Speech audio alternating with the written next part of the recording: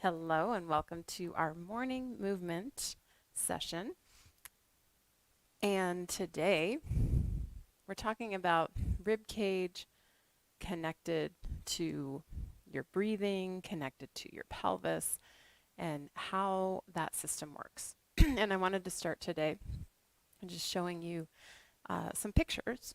So this is one of my favorite books. One great thing about moving is you go through all your books, and this is the key muscles of yoga, and you can literally look at any pose and see it, see the anatomy of it. But I wanted to show you, first of all, this is the muscles of breathing, and in particular, I wanted you to see, because I've been talking about how to know the body is to love the body. And so if you can see, I always talk about the intercostal muscles, that there is a band or a system of muscles in between your rib cage. And more importantly, your prime mover, right here, your diaphragm, is such a key muscle to understand when it comes to breathing. So there's your visual anatomy for today. And let me adjust my camera a little bit. Looks like Tucker's going to join us. So today, beneficial if you have, go lay down, if you have a foam roller. I just have this little tiny squat one. And these come up again and again. So if you don't have one, I highly recommend $15, $25, depending on the size that you get. These are such great tools to have for self-care. The rib cage. So let's talk about that. It is a flexible, movable system, whatever you want to call it, but it contains and protects our lungs and our heart. And what I find is most people are immobile back here, that there's absolutely no sensation of movement in the back.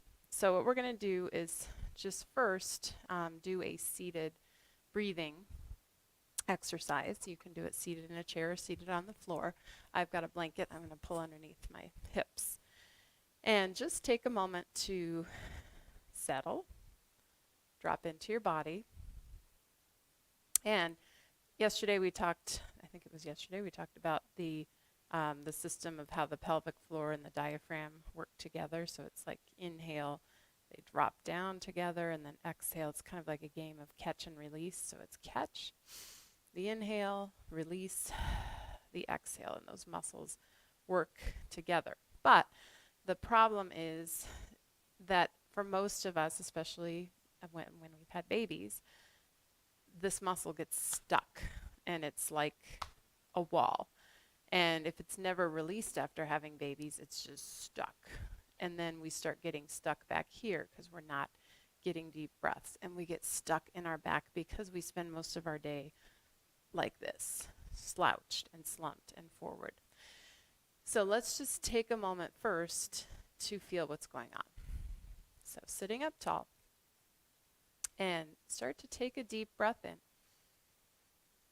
Breathing down into your belly and exhale. And if you can create that visual of diaphragm dropping down as you inhale, and then exhale, it's like you're releasing the breath, the diaphragm releases. So the diaphragm contracts and stretches on the inhale, catching the breath, and then relaxes, exhale, release. Kind of toss that breath back up and out.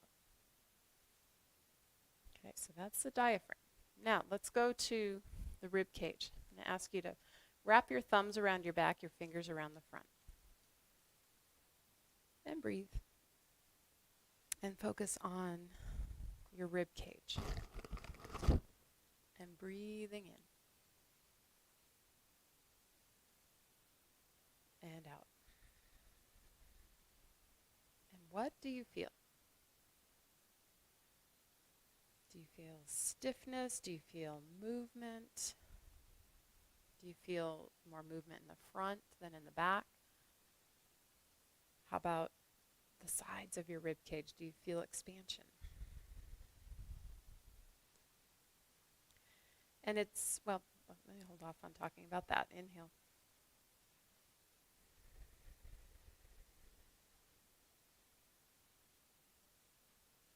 one more breath.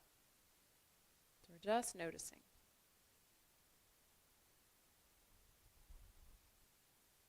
All right, and then release. Okay. At the end, mental note, I want to teach you how to measure your infrasternal angle. Ooh, exciting, huh? You get to look forward to that. Here's your roller. If you don't have one, just take your fists and give yourself a massage through your back. So with your roller, we're going to lie down, place it at your bra line, lift your hips up, and you're just going to roll up to your shoulders. Go. And then back down to your bra line. You might get some little pops in your back, and that's totally okay. You might get a sense that you need to pause and stay somewhere as you're rolling. And keep just rolling up and down very slowly. And breathing. You might feel like, oh, there's a spot. Maybe pause. And breathe deeper on one spot. Let it go. And go ahead. You don't have to spend much time. About a minute with the foam rolling. And then let's take the roller out. I'm going to recommend that you prop your head up for our supine breathing, lying on our back. So I'm going to grab my blanket. And the more forward head or neck tension that you have, the more you're going to want to prop your head up. All right, so lying down on my back. Some days my 11-year-old dog acts like a puppy. It's really funny. I'm glad to know he has that energy. So let's take our hands behind our back. Make sure that I'm in frame. And take a breath. And notice what you feel. Exhale. So I'm going to show you some different things that I see happening. One is there's lots of breathing, and this is with people and clients that I work with. There's lots of breathing in the front, and the back actually peels up away from the floor on the inhale. And then exhale. Okay. Another one I see is there's a huge breath up into the chest, and even the shoulders shrug a little bit, and the abdomen sinks. Okay, exhale. And these are not wrong necessarily. They're just patterns that could be cleaned up a little bit. So let's take our hand, one hand to a rib cage. I've got my hand on my left, one hand behind your rib cage. And playing that game of catch and release. So breathing in to the front and the back. And see if you can smash your back, and that is your back ribs, into the floor. Okay. And then exhale. Now, some of you might have really strong, what's called anterior pelvic tilt, where your back, there's a gap between your back and the floor, and that means you might have a higher arch where your ribs are kind of permanently off the floor. I'm going to grab a prop so I can show you something. A towel or a pillowcase work really well. And so in those cases, you want to bring the floor to you, all right? So if you've got that gap and you're like, there is no motion happening there, Gina, then you're going to take a towel. I've got a little towel roll, and I'm going to put it behind my rib cage. And then I have something that I can get that sensation of, oh, there's the floor. And I get a much fuller inhale, so try that. And if you don't have access to a towel, come back to this or use your hands. And so again, breathing in, down, down, down, out, out, out, and then exhale. Deep breath in. Keep breathing, keep breathing, keep breathing. and then exhale. Now we're next going to work with the exhale and engaging the ribs, the intercostals. So breathe in, catch the breath, and then you're going to breathe every ounce of air out. So you can use your hands to squeeze your ribs. Squeeze, squeeze, squeeze, squeeze. Keep breathing out, breathing out, breathing out, breathing out. And then inhale. And then again, exhale. Doesn't have to be forceful. You really want to focus on your ribs. Now, some of you might be feeling like your abs are just ripping. If that's happening, I want you to lift your head even higher. Okay, so like your head is lifted higher than the rest of your body, and that's going to soften your upper abs. So deep breath in, and breathe it all out. Okay.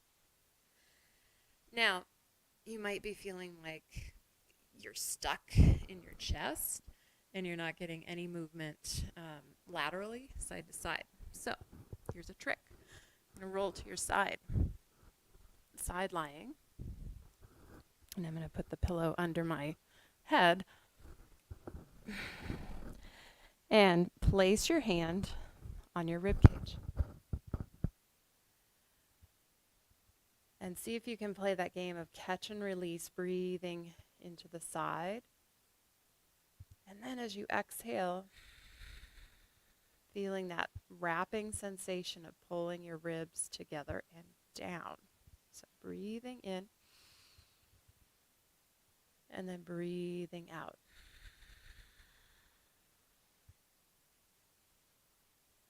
You might even feel as you breathe, you feel the rib cage against the floor. And exhale. And again, if the ribs are pulling away from the floor, you can take some type of pillowcase or a blanket, tuck it underneath your rib cage, and it doesn't have to be very thick, but then that gives you a sensation of breathing into something. Inhale and then exhale.